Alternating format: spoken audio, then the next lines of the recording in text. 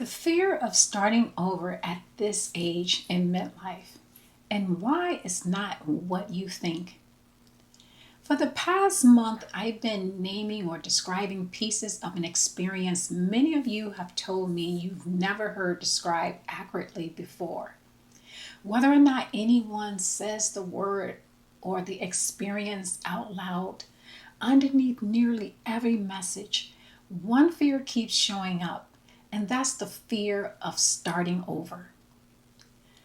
This fear, this topic, is not the pink elephant in the room. It's the tiny, spinning, psychedelic mouse in a corner, and pretending it isn't there doesn't make it smaller and it won't make it go away.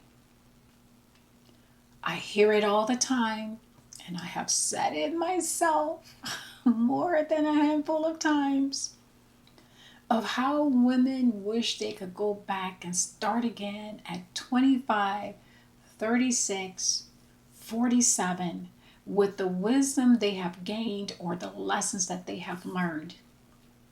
Yet, at midlife, starting over sounds so dramatic.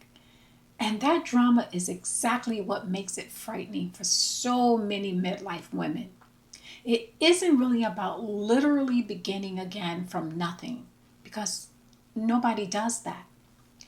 What actually threatens is the identity you built your safety around for 20 or 30 years, that title you answered to, and just as much the version of yourself other people learn to expect for you to show up as over and over again. Losing access to even a piece of that registers in the brain the same way a physical threat does, which is why the fear seems so disproportionate to what's actually changing. You don't think you can handle what the people who know the current version of you will accept or think about the version of you that you are intentionally designing. You also feel threatened by the fear of rejection of the person you're becoming, and that you may not be strong enough to keep pursuing your truth. There's a well documented behavior pattern behind this that is worth explaining. Humans register the pain of losing something roughly twice as strongly as the pleasure of gaining something equivalent. That's not a character flaw. That's simply how the brain is wired, and you and every other person who has ever felt paralyzed at the edge of a change they actually wanted, but fearful they can carry it out. Knowing that changes how you talk to yourself about the fear. It's not a sign that you're weak or that you're not ready. It's your brain doing exactly what brains do to try and protect you. Look at it this way. You are not starting over. Nothing about your last 20 or 30 years gets deleted the moment you redesign what comes next.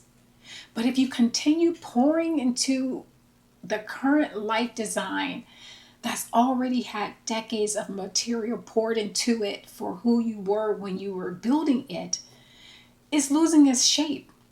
And then your life redesign will not fit who you are now and becoming. A renovation keeps the foundation. It doesn't demolish the house to fix one wall.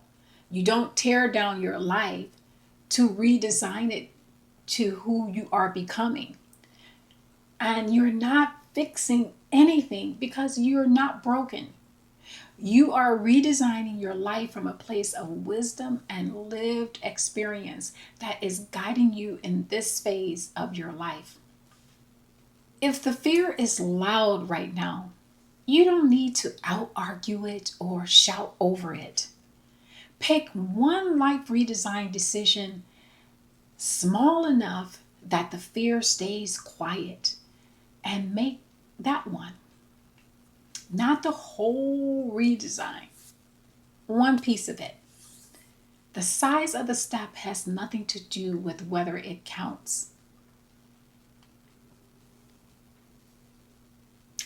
That is exactly why we redesign in sequence.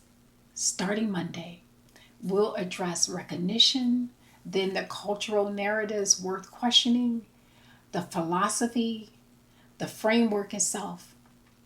Each piece depends on the one before it. You're not being asked to take a big leap.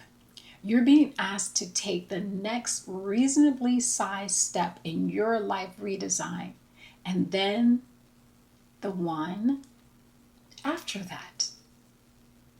So I'll see you Monday for the next step. Nothing sudden, nothing skip, just the next piece of this, size to what you can actually handle right now.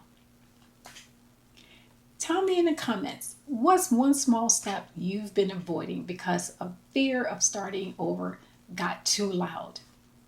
Naming it here counts as the first move.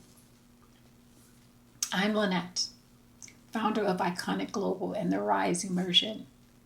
And here is where we redesign our midlife, not by default, by design.